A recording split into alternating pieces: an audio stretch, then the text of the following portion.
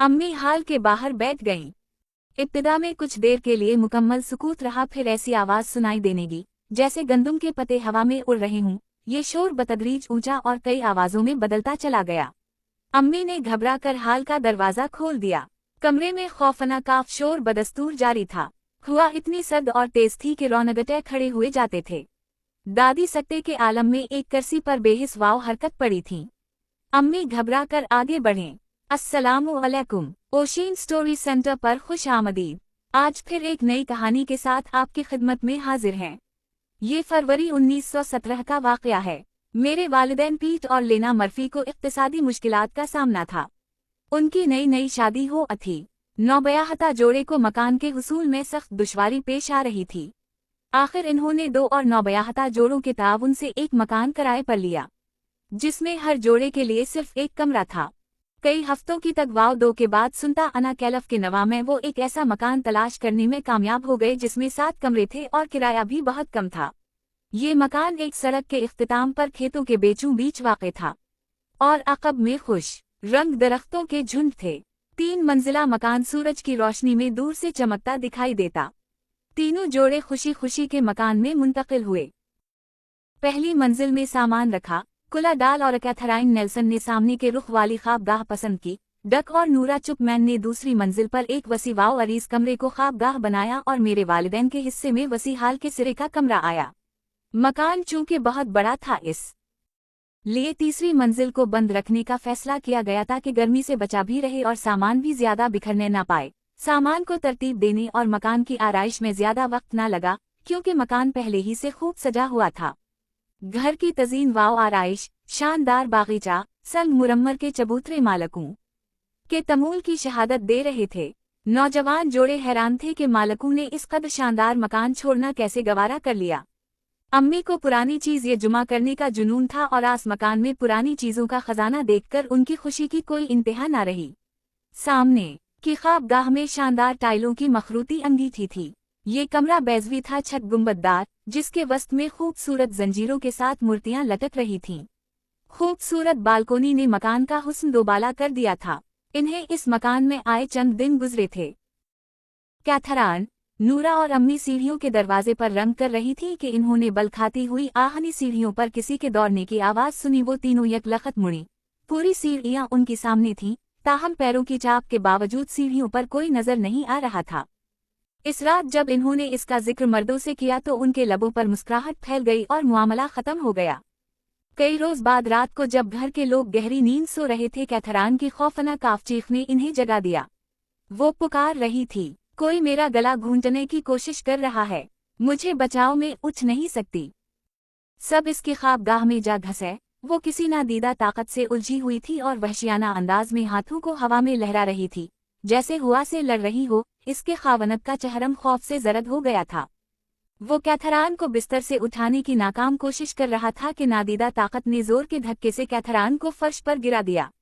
इसके टखने पर मोच आ गई और सर दीवार से जा टकराया। कलाड और कैथरान तो उसी दिन मकान छोड़ देना चाहते थे, मगर इन्हें दूसरों के इसरार पर अपना इरादा बदलना पड़ा। कैथरान के इलाज के लिए जिस डॉक्टर को बुलाया गया, वो इस इलाके का पुराना बाशिंदा था और मकान के मालकों से अच्छी तरह वाकिफ था। जब इससे रात के वाक़ये का जिक्र किया गया तो वो बड़बड़ा। अजीब बात है, ये मकान फिर एकदम खामोश हो गया और इसरार के बावजूद मजीद कुछ कहने से इनकार कर दिया। चंद दिन बाद फिर सीढ़ियों पर किसी के ऊपर जाने की चाप सुनाई दी, जो सीढ़ियों के सिरे पर चंद लम्हों के लिए रुक गई और जब दोबारा सुनाई दी तो गुसल खाने का दरवाजा जोर से बंद हुआ और पानी सलफची में गिरने लगा। मेरे अब्बा सीढ़ियों की तरफ लपके और अक्सल खाने में जा पहुंचे। थोड़ी देर बाद दोबारा किसी के ऊपर जाने की आवाज सुनाई दी। अब्बा इसके ताक़ुब में दौड़े सीढ़ियों के ऊपर जाकर आवाज कुछ देर के लिए बंद हो गई, फिर आहिस्ता आहिस्ता गुसल खाने की तरफ बढ़ी। फिर उन को दरवाजा खोलने और बंद होने की आवाज सुनाई दी, लेकिन दरवाजे में कतन कोई जुम्बिश न हुई थी। सलफची और नहाने के टब में पानी गिरने की आवाज सुनाई दे रही थी, हालांकि पानी बिल्कुल बंद था। शाम को जब घर के लोग खाने की मेज पर जुमा हुए तो सीढ़ियों से किसी की उतरने की आवाज सुनाई दी। वो सामने हाल की तरफ दौड़े। साथ वाले कमरे का दरवाजा खिला और कोई बाहर निकल गया, हालांकि कलाड ने इस दरवाजे में ताला लगा रखा था। कलाड को शक हवा के कोई ऊपर है। वो इत्मीनान करने के लिए सीढ़ियां चढ़ने लगा कि अचानक भारी कदमों की चाप सुनाई दिया। कोई नीचे आ रहा था। वो गैर महसूस तौर पर कलाट के पास से गुजर गया और ठंडे सांस की हुआ कलाट से टकराई। इसके बाद सारी सीढ़ियों पर ऐसी बदबू फैल गई जिससे मतली आने लगती थी। ये सराहत कई रोज तक फैली रही। वो इन वाकयात के बाद मकान छोड़ देते, लेकिन किराया बहुत कम था और अब तक इस ख्याल से रुके हुए थे कि महज वाहमा है। लेकिन इस रोज इन्होंने फैसला किया कि अगर दोबारा कोई वाकया रूनुमा हो तो वो मकान छोड़ देंगे। एक रात जब वो गहरी नींद सो रहे थे, छकड़े की खुरखड़ाहट से जाग उठे। घोड़ों के दौड़ने की आवाज साफ सुनाई दे रही थी और छकड़े के पहियों की खड़खड़ाहट से मिलकर अजीब अरताश आमेज शोर पैदा हो रहा था। ये शोर आहिस्ता आहिस्ता मकान के अक़ब में जाकर खत्म हो गया। फिर सरगोशियों की आवाज आने लगी जो बतदरीज बुलंद होती गई, लेकिन कोई लफ्ज समझ नहीं आया। एक नया शोर पैदा हुआ और भारी शहतीर छकड़े से उतारे जाने लगे। जो ही सूरज की पहली किरण नमूदार हुई, छुकड़ा जैसे चल दिया और फिर रफ्ता रफ्ता उसकी खुरखड़ाहट फिजा में तहलील हो गई। इसके बाद हफ्ते में 2 बार ऐसा होने लगा और ये मामूल बन गया। कई हफ्ते बाद अचानक एक नई इफ्तात पेश आई। मकान के अक़ब में एक पुरानी और अंगालूद पवनचुकी अरसे से मुकफ्फल पड़ी थी। एक रोज तुलू सेहर से पहले पनचुकी की चोटी पर शोर पैदा हो। फिर किसी चीज के गिरने की आवाज सुनाई दी। देखने वाले को कुछ नजर न आया, लेकिन कोई चीज थी जो पवनचुकी के पत्थरों से रगड़ खाती हुई गड़ाप की आवाज से नीचे गिरी थी। अब्बा ने जब इस वाक़ये का जिक्र शहर में किया तो इन्हें बताया गया कि कई साल पहले एक मजदूर पनचुकी से गिरकर मर गया था। इस वक्त तेज झक्कड़ चल रहा था। वक्त गुजरता गया, वो मकान में होने वाले शोर वाव शगब के आदी होते गए। एक सुबह इन्हें एक नए हादसे से दोचार होना पड़ा। डक तहखाने से मेवे का मुर्तबान लेने गया। उसने एक छोटे बकस पर खड़े होकर ऊंचे ताक से मुर्तबान लेने के लिए हाथ बढ़ाया ही था कि अचानक जमीन हरकत करती महसूस हुई। उसने उसे मामूली जलजला करार दिया और मुस्तैद हो गया, मगर जलजले में शिद्दत पैदा होती गई और वो एक धचके से सर की बल गिर पड़ा। झटका रुका तो तारीक कमरे के एक कोने से गहरी आह सुनाई दी, जैसे कोई देवसान से ले रहा हो। डक मुर्तबान उठाकर वाव अप्स हुआ। वो दरवाजे के करीब पहुंचा ही था कि आह और शोर दोबारा सुनाई दिया, जो गुस्से और इज़्तिराब से बुलंद होता जा रहा था। दरवाजा बंद होने के साथ शोर भी रुक गया। मेरे अब्बा और कलाड ने उसे डक के आसाबी तशंज का करिश्मा करार दिया। वो दोनों तहखाने में उतर गए और शोर दोबारा बुलंद होने लगा। इन्हें डक की जबान पर यकीन करते ही बनी। सीढ़ियां चढ़ते हुए शोर उनका ताक़ुब करता रहा और इस वक्त थमा जब बावर्ची खाने का दरवाजा बंद हो गया। अम्मी ने मजाका कहा, तहखाने में एक अजीब अलखिलकत मखलूक है जिसका आधा धड़ इंसान का और आधा बेल का है, मगर इस पर कोई ना हनसा बल्कि सब संजीदा हो गए। कुला डाल ने बाजार से मजबूत चटखनी लौकर तहखाने का दरवाजा बिल्कुल ही बंद कर दिया। एक दिन बाद दोपहर अम्मी, कैथरान और नूरा तीसरी मंजिल को जाने वाली सीढ़ियों पर चढ़े। उनके सामने कुछ फासले पर आग का इल्ला वाव हमजा रोशन था। तीसरी मंजिल की बरसाती एक खूबसूरत मंजर पेश कर रही थी। वो दरवाजे खले छोड़कर ऊपर छत पर चली गईं। चंद लम्हे बाद अलाव सर्द पड़ गया और दरवाजा झटके के साथ बंद हो गया, जिसे वो अपनी कोशिश के बावजूद खोल नहीं सके। कई घंटे बाद जब रात की साए गहरे होने लगे और उनके खावनत घर लौटे तो इन्होंने अपनी बीवियों को बाहर निकाला। देखभाल से मालूम हुआ कि दरवाजा किसी ने बंद किया था। चटखनी लगी थी और उसे मज़ीद एहतियात के लिए दबा दिया गया था। कुछ रोज बाद अम्मी के दादा और दादी मिस्टर और बेगम कीलूस मिलने के लिए आए। दादी अम्मा ठगने कद की खातून थी, लेकिन बल्ला का मजबूत इरादा रखती थीं। इनका ताल्लुक ऐसे खानदान से था जिसके तमाम अफराद रूहानियत के आमिल थे, मगर दादा अब्बा ऐसी चीजों को रूहानी करार देते थे। खुश्क साली में लोग दादी अम्मा की खिदमत में हाजिर हुए, उनसे मदद चाहते। वो किसी तालाब के किनारे खामोश जा बैठते और अपनी तवज्जो आसमान पर मुर्तकिज कर देती। थोड़ी ही देर में बारिश होने लगती। वो अपनी कुव्वत इरादी से बेजान चीजों को कमरे में घूमने, लड़कने और नाचने पर मजबूर कर देती। एक दिन दादाइन इस वक्त घर पहुंचे जब दादी अम्मा एक कुर्सी को कमरे में घुमा रही थीं और खुद अपने 250 पौंड वजन के साथ इत्मीनान से इस पर विराजमान थीं। दादा अब्बा ने शोर मचाना और लड़ना शुरू कर दिया और उस वक्त तक खामोश न हुए जब तक दादी अम्मा ने उन हरकतों को तर्क कर देने का वादा न कर ली। लेकिन अब घर के अजीब वाव गरीब माहौल में उनका वादा टूट गया। एक दिन जब सारे लोग बड़े कमरे के खूबसूरत आतिशदान के गर्द जुमा थे, दादी अम्मा ने कहा। इस कमरे में हमारे अलावा कुछ और लोग भी मौजूद हैं। आतिशदान के ऊपर सुनहरे बालों वाली एक खातून की तस्वीर लटक रही थी। इसके खदूखाल दिलकश और रंग हसीन था, बाल खूबसूरत अंदाज में शानों पर बिखरे हुए थे। मैं यकीन से कह सकती हूँ कि इस खातून की मौत तबई नहीं थी। इसे आहिस्ता आहिस्ता जहर देकर मारा गया, मगर लोगों ने उसे तिब्बी मौत जाना। दादा अब्बा एकदम चौंक गए। उनके चेहरे के तासुरात बता रहे थे कि वो वादी अम्मा को वादा याद दिला रहे हैं। दादी ये देखकर खामोश हो गईं। दूसरी सुबह अम्मी ने वादी से कहा कि वो मजीद कुछ बताएं। दादा शहर गए हुए थे, नूरा और कैथरान भी घर पर ना थीं।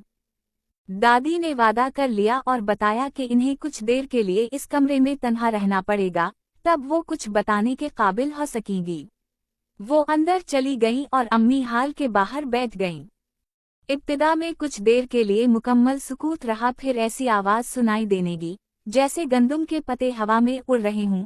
ये शोर बतदरीज ऊंचा और कई आवाज़ों में बदलता चला गया। अम्मी ने घबरा कर हाल का दरवाज़ा खोल दिया।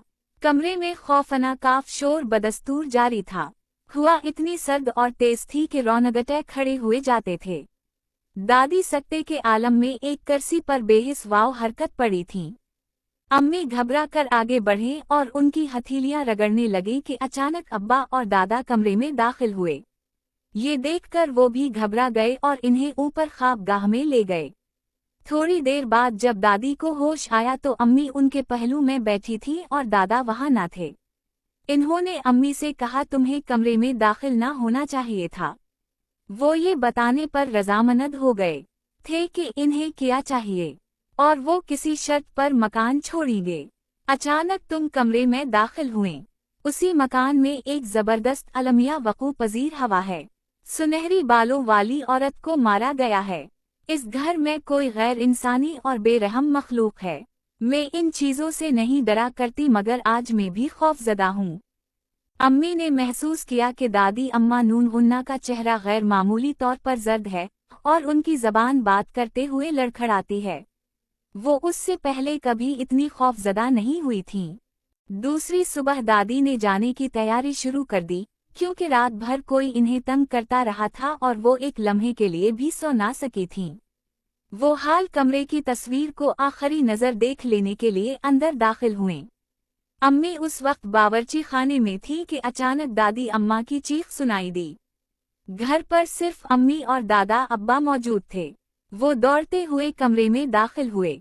दादी का छोटा सा जिस्म फर्श पर पड़ा था। वो किसी नादीदा दुश्मन से लड़ रही थीं। उनके हाथों की हरकत से मालूम होता था कि वो इसका गला दबा रही हैं कि अचानक वो फर्श से उठे और अलट खड़ा कर कोच पर गिर गईं।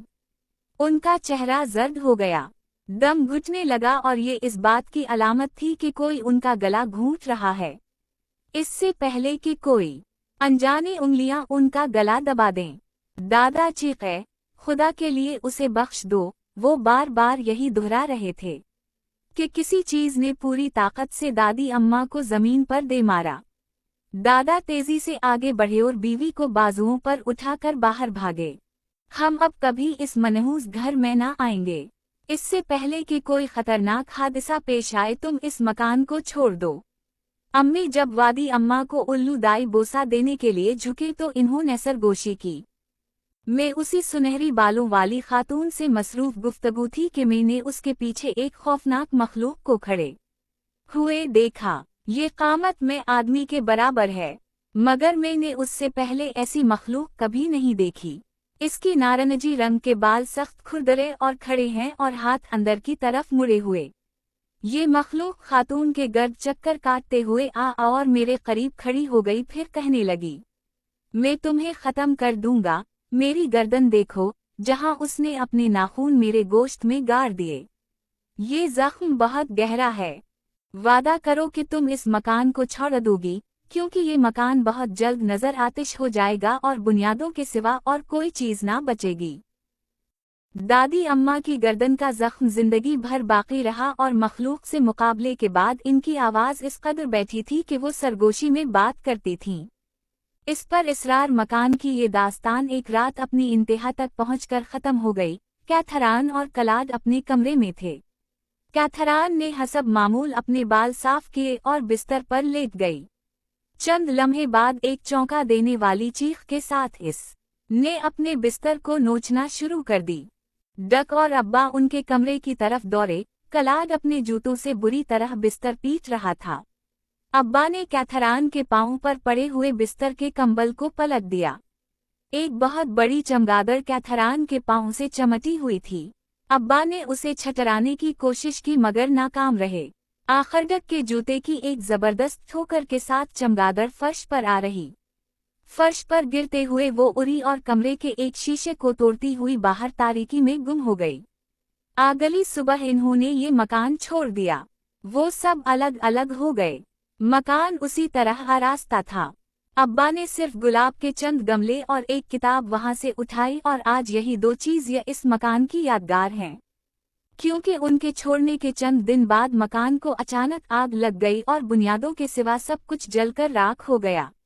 वादी अम्मा की मौत के बाद कई साल तक कोई वाकया पेश न आया। करीब करीब सभी ये वाकया भूल गए और हम इस पर इसरार मकान के मुताल्लिक कुछ भी नहीं जानते थे कि एक दिन जम चचा अचानक सीढ़ियों से लुढ़क गए। उनका चपरा सफेद हो गया था और वो कांप रहे थे।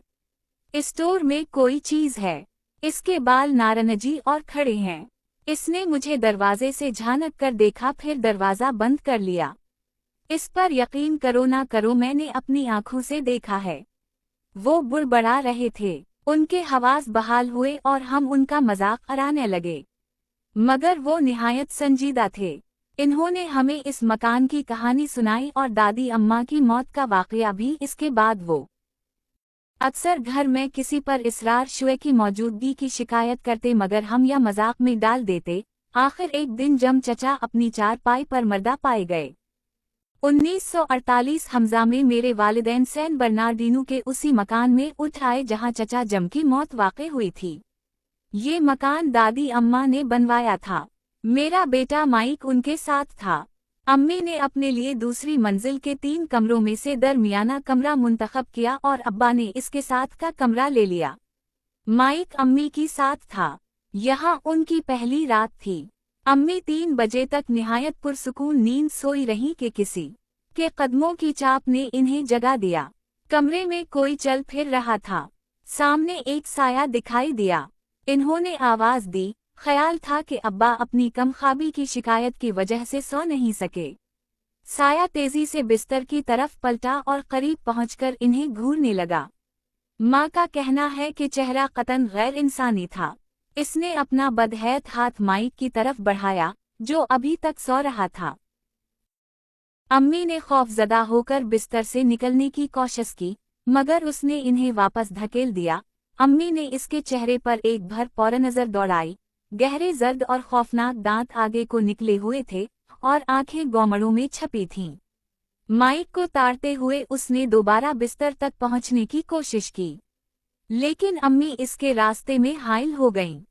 अम्मी को एक तरफ धकेलते हुए वो माइक की तरफ लपका। जवाब जाग चुका था लेकिन उससे पहले कि वो माइक तक पहुंचे अम्मी झपटे और इसके बालों को नोच लिया। खिड़की से छन कर आने वाली चांदनी में इन्होंने देखा कि इसके हाथ अंदर को मुड़े हुए हैं। वो माइक तक पहुंच रहे थे। माइक उठकर बिस्तर पर बैठ गया और चीखते लगा। अम्मी ने एक हाथ से इस पर इसरार मखलूक के मकरू चेहरे पर धड़ाधड़ मुक्कों की बारिश कर दी और बालों से खींचते हुए बिस्तर से दूर ले गईं। वो अब्बा को आवाजें दे रही थीं। अचानक अम्मी के सर पर एक जबरदस्त चोट पड़ी। वो लड़खड़ा गईं और पुरस्रार मखलूक दोबारा बिस्तर की तरफ पलटी। आमी ने छलांग लगाई और इसके सामने आ गईं। माइक तक पहुंचने के जुनून में उसने बिस्तर को अपनी तरफ खींचा लेकिन इसके बाल फिर अम्मी के हाथ में आ गए। इन्होंने बालों को नोचते हुए इसके पीठ पर एक जबरदस्त ज़रब लगाई और वो डगमगा गया। माइक बेतहाशा चला रहा था। दादा दादा जल्दी करो। अब्बा ने अपने कमरे की बत्ती जलाई और तेजी से दौड़े। चंद में इन्हें कुछ भी दिखाई ना दिया। वो उसे बिस्तर से दूर हटते होते हुए ना देख सके और पर इसरार मखलूक बरसाती के खले दरवाजे की तरफ बढ़ी। अब्बा की मौजूदगी से अम्मी का हौसला बुलंद हो गया था। वो इसके पीछे दौड़े वो मखलूक़ात अचानक पलटी और इंतहाई गुस्से में उसने माइक की तरफ इशारा किया। अम्मी ने घबरा कर पीछे देखा, माइक बखैरियत था। जब इन्होंने दोबारा बरसाती की तरफ देखा तो वो दूर निकल गई थी। चांदनी में अम्मी ने देखा कि उसने एक अजीब लिबास पहना हुआ था जो हल्के रंग कैतंग से चुका पर मुश्तमिल, घुटनों और कुहनियों तक लंबा था। नंगे बाजुओं पर लंबे बाल थे। सर के नारंगी बाल सौइवर की तरह खड़े थे और नाक के बाल नथनों से बाहर निकल आए थे। अब्बा ने अम्मी के इशारे पर बरसाती की तरफ देखा। सहन से 20 फीट की बुलंदी पर उसी कमरे में सिवाय सोने के कमरे के कोई दूसरा रास्ता न था। लेकिन इन्हें कोई चीज दिखाई ना दी। ताहम एक मुतफ़्फ़न गोश्त की बो सारे कमरे में फैल चुकी थी। इस हादसे के बाद अब्बा के सिवा किसी को भी इस कमरे में सोने की जुर्रत ना हुई। वो इस पर असरार मखलूक की वापसी के मुंतज़िर थे, लेकिन वो कभी ना आई। 1954 हमज़ा में हमने ये मकान बेच दिया, लेकिन आज तक मैं इस वाक़या पर हैरान हूँ और सोचता हूँ कि क्या उन जानी क़ुव्वतें एक जगह से दूसरी जगह जा सकती हैं? क्या उनकी दुश्मनी नस्ल दर नस्ल चलती है? तो ये थी आज की कहानी। नेक्स्ट वीडियो तक इजाज़त दें, मगर जाने से पहले आपसे गुजारिश है, वीडियो को लाइक और चैनल को सब्सक्राइब करें और घंटी के निशान को दबा दें ताकि हर आने वाली वीडियो सबसे पहले आप तक पहुंचती रहे। खुदा हाफिज।